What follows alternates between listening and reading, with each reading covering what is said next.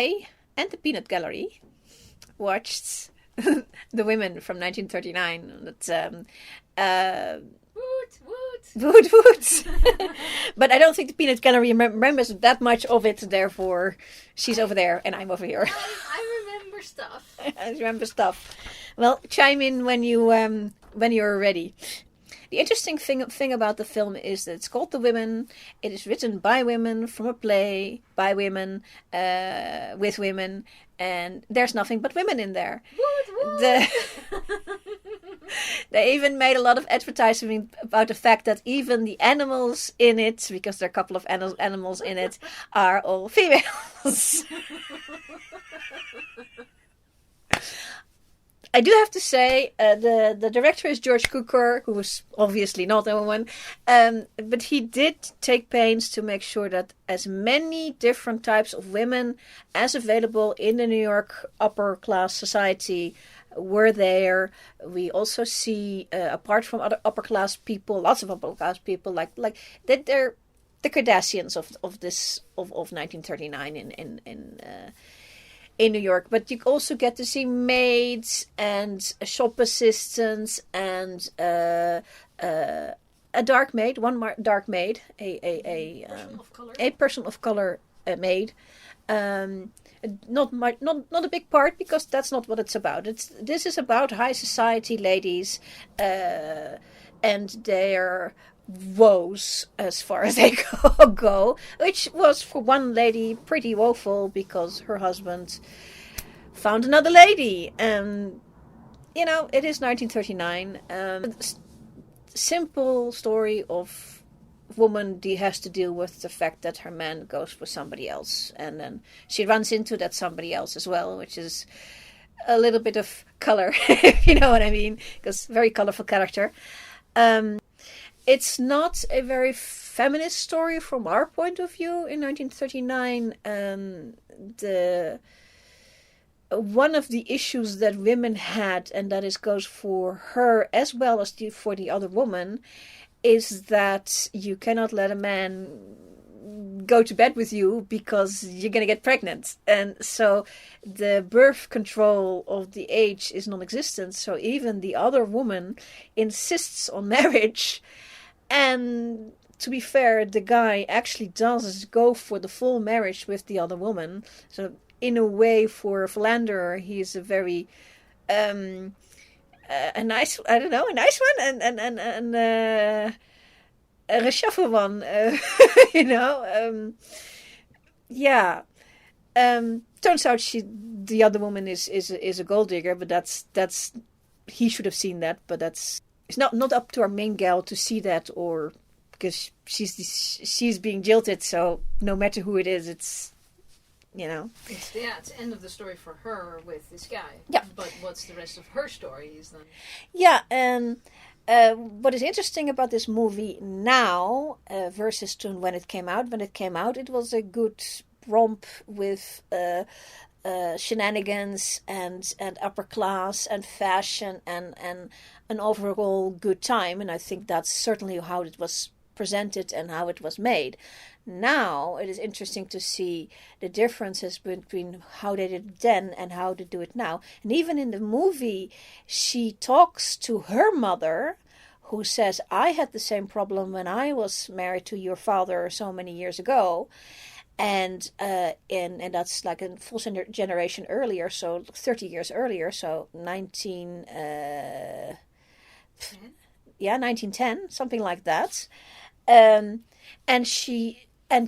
So the mother comes with the way she solved it, and hoping that it would give her daughter an idea of how she should solve it. But this is a modern girl, 1939 modern girl, and she says, no, I don't have to put up with that, because that's basically what the mother says. I put up with it, and he came back after a while.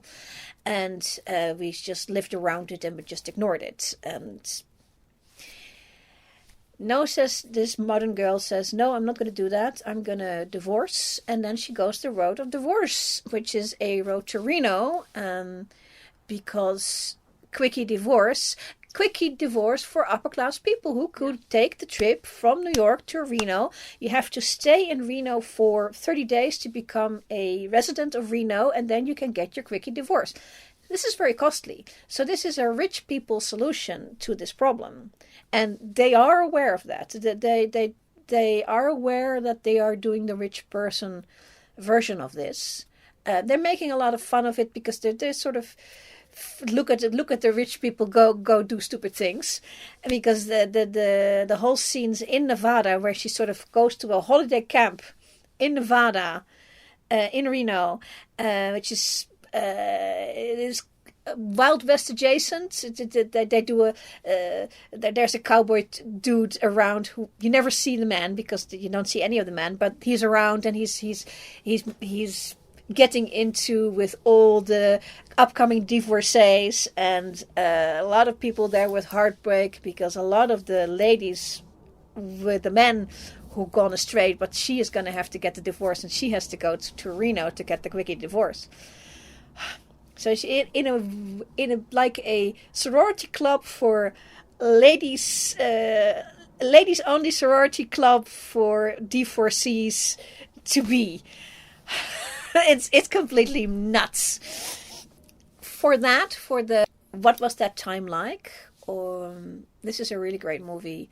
There is a sequence smack dab in the middle of the movie of a fashion show.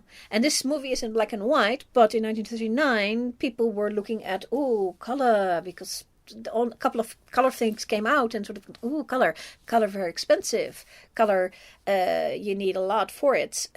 Technically, the materials and stuff, expensive. So what they did was, in this black and white movie, the story takes them to a fashion show, and then they have the entire fashion show in color.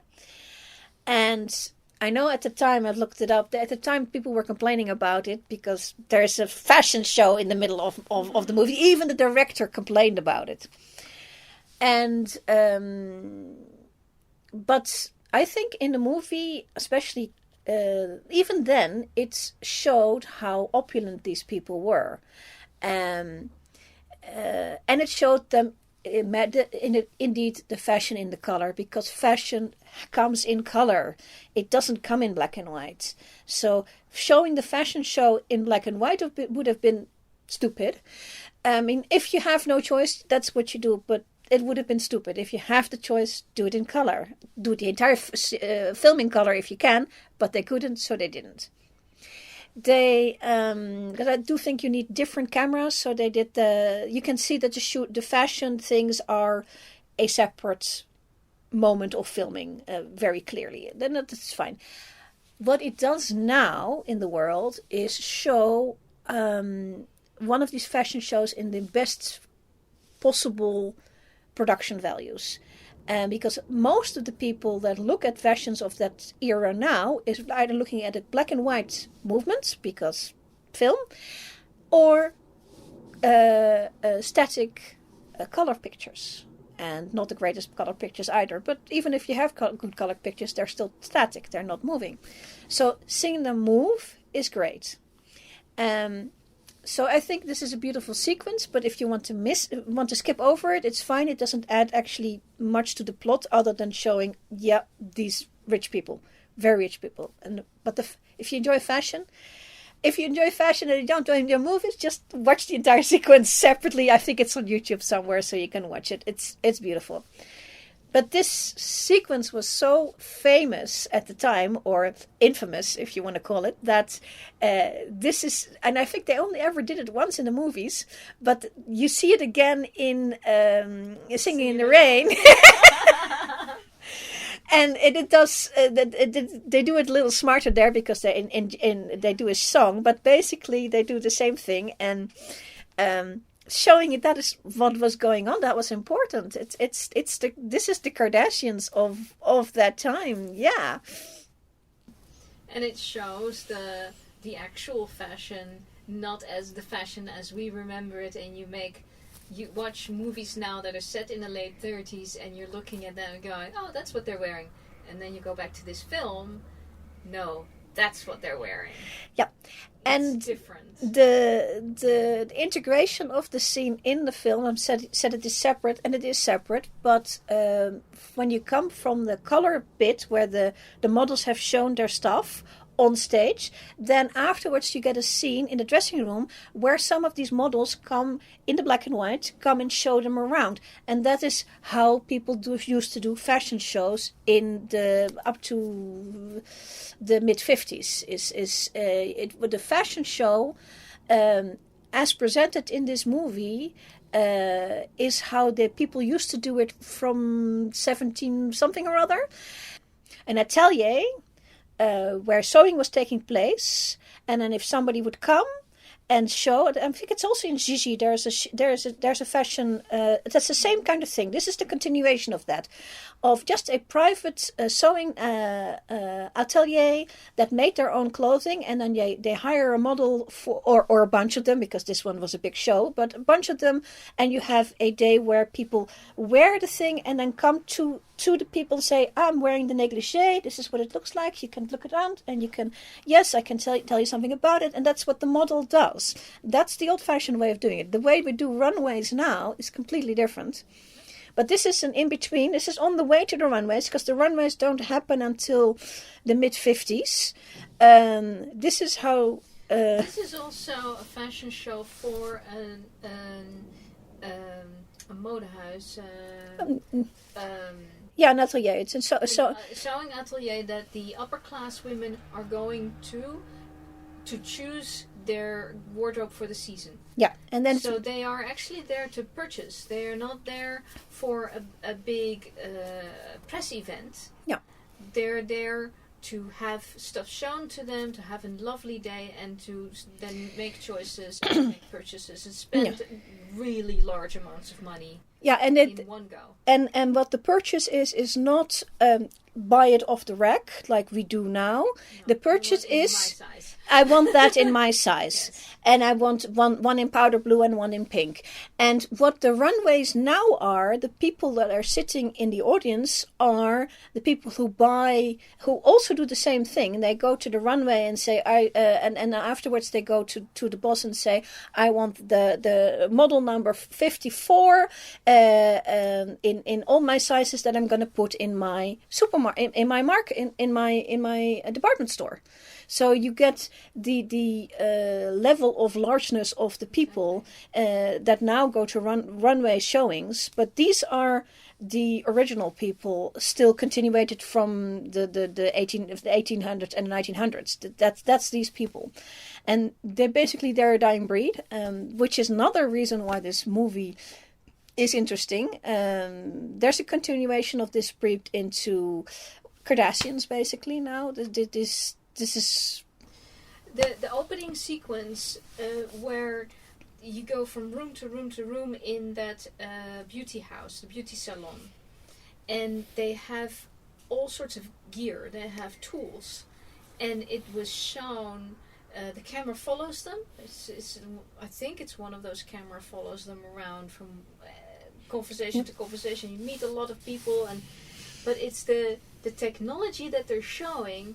They're clearly saying, look how modern we are. Look at all of this telecommunication and these gadgets that we have. Oh my goodness. Yeah, but and it's very rudimentary. Yeah, and it's but also you can tell this is the height of yeah, and it is also not just the technology, but also in what females do.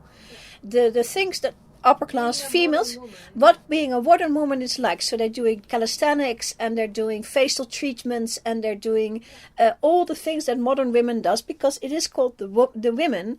It is supposed to be about what women, still narrow to a certain type, do, and what is important. And there's not the main lady, of course, is the upper class lady, but the lady who takes her man is not an upper class lady, and she is also showcased somewhat. She's a shop girl. So basically New York life is being shown here, and of course it's Hollywood showing New York life, but on the other hand, it is written. It was a play first, a couple of years earlier, 1936, a play by a lady and paper, and Clare Boothe Luce.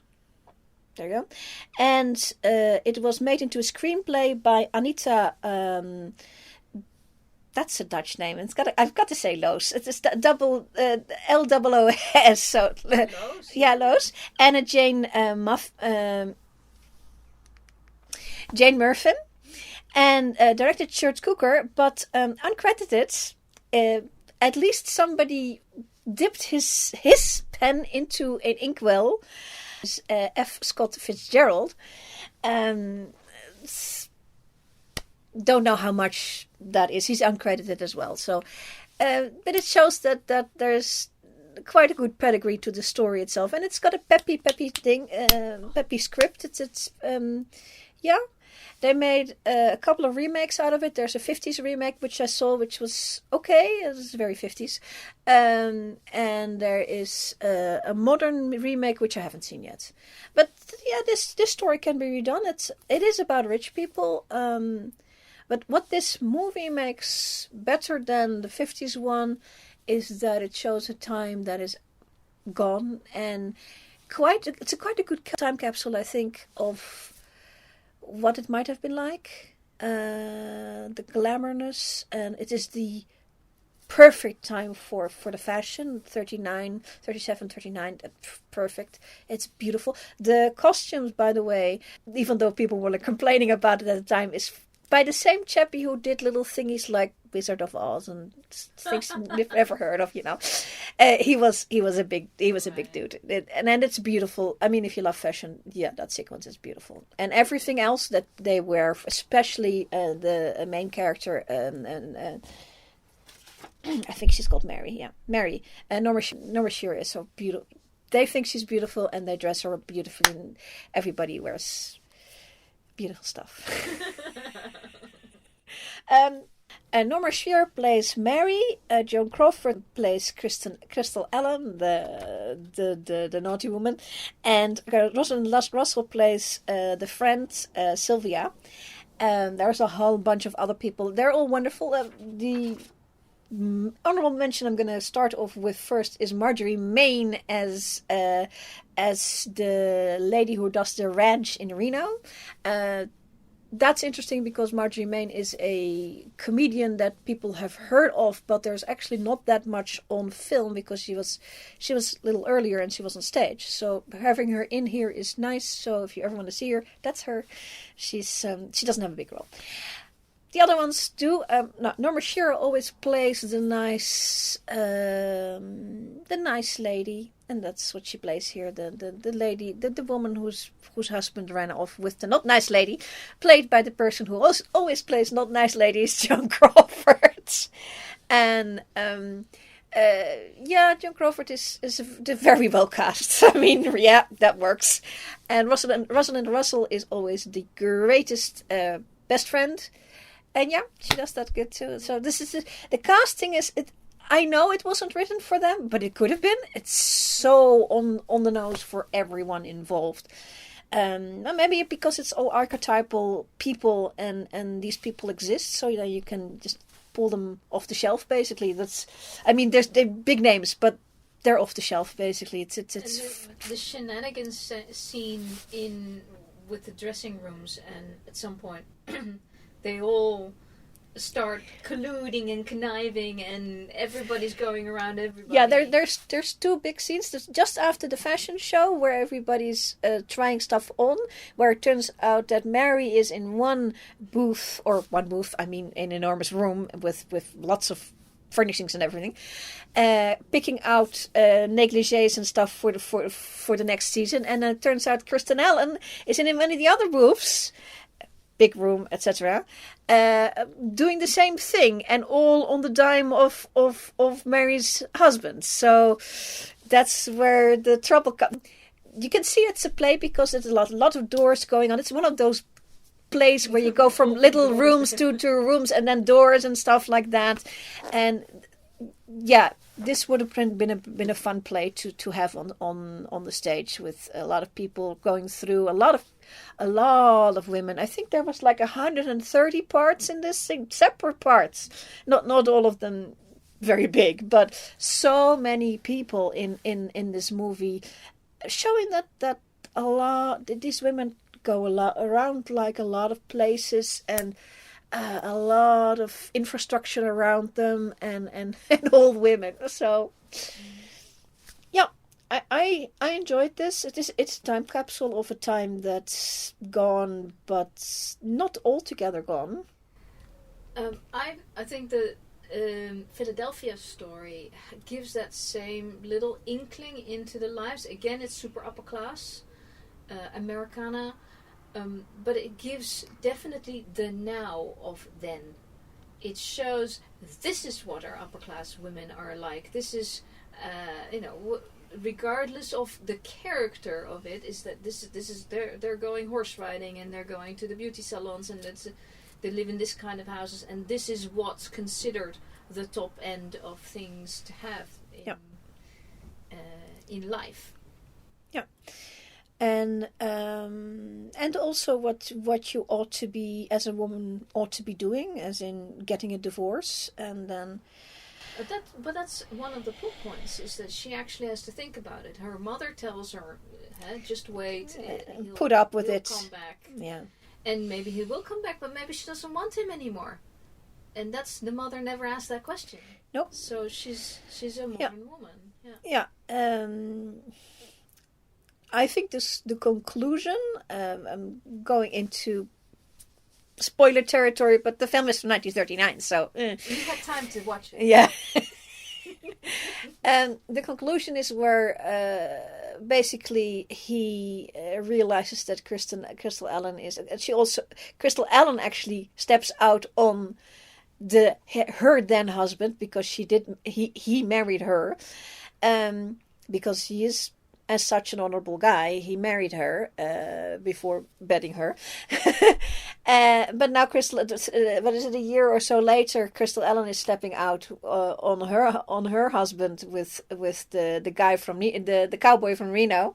It got complicated, and he realizes that she's no good, and then he calls up his ex-wife, the one that they did have a child. They had a daughter, so there is a daughter who was getting squished, because then Crystal Allen had to be, I don't know, a stepmom to this kid, and she was not interested in that. So trying to play modern mixed families didn't really work out for them. So it ends up with him calling his ex-wife, and she very happy to take the call, because she didn't want to be alone either. And I think that now we think that's a cop-out. I think it's a cop-out. I think they did that because in 1939 you do want to have a happy ending to this kind of story, and then getting back together because he made a mistake.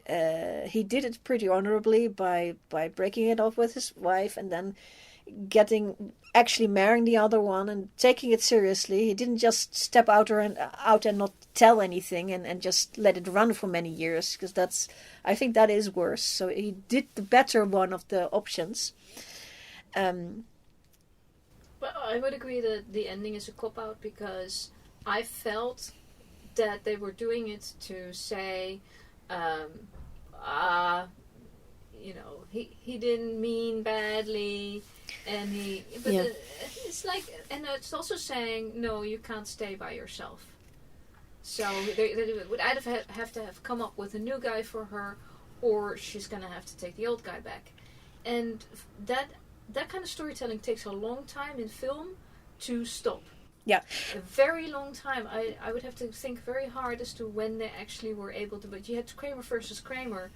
there was a point where you just said, okay, no, they are splitting up. We are now going to talk about divorce as an actual divorce. Yeah, and for realsies. And yeah, not as a plot point, just so that we can have a lot of shenanigans and then they get back together. But this is a comedy. This is meant to be a comedy, and therefore you want a good ending. And the other thing that is going on is that the Haynes Code, which is for people who are less aware, is that in the early talkies, a lot of subjects came up that made people uncomfortable, and they were starting to think about maybe we should make some legislation of what you can put in movies. And then sort of the movie industry went, oh no, we can make some rules of our own and stick to them.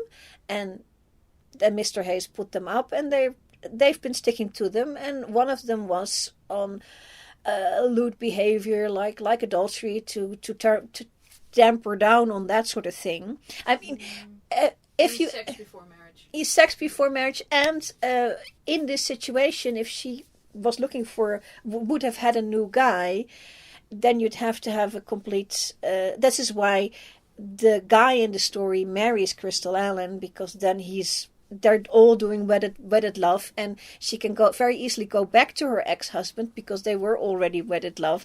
So you have a problem less, and I understand that, and you have a pretty quick, good ending without involving a man, because they're not showing any man. In the 50s version, they gave up on that and they actually showing the guys. But this, I like the fact that the men are there in their lives, but they are not being shown here. They don't actually have any screen time at all. So, this is a fun romp. Enjoy it. It's you don't need much explanation on how the times, on how it works. They explain everything.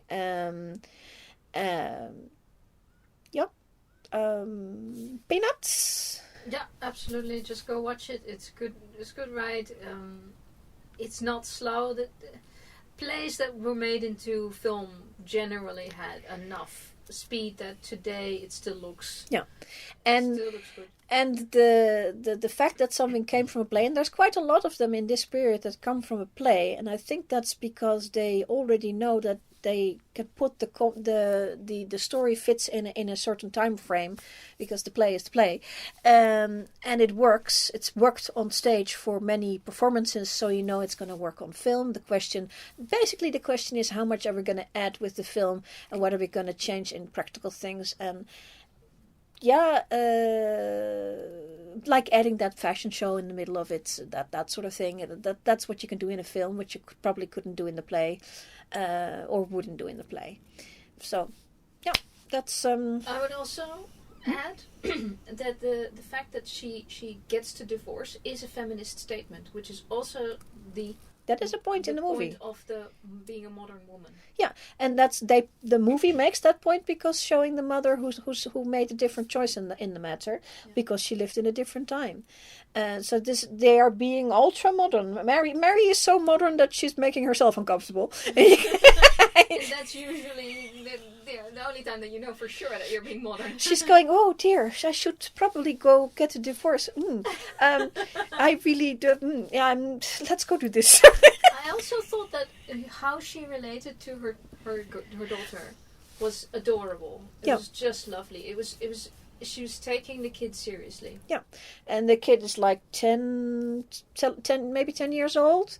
And in the middle of this shenanigans, because she does hear way too much more about, because you're always underfoot, so she hears too much about it, and especially after Dad goes with Crystal Allen, she's exposed to this Crystal Allen lady who does try to temper her down a little bit, but she is herself. So, but I find the Crystal in the bathtub with two phones. That she had decadence. She had one of them is a burner phone. She's calling the cowboy on. She's having the cowboy call on the one phone, while where she pretends that the other phone is the main house phone. Yeah. So shenanigans, good fun. Watch it. Good fun shenanigans. Yes. So that is my opinion, and My opinion. and we're sticking to it.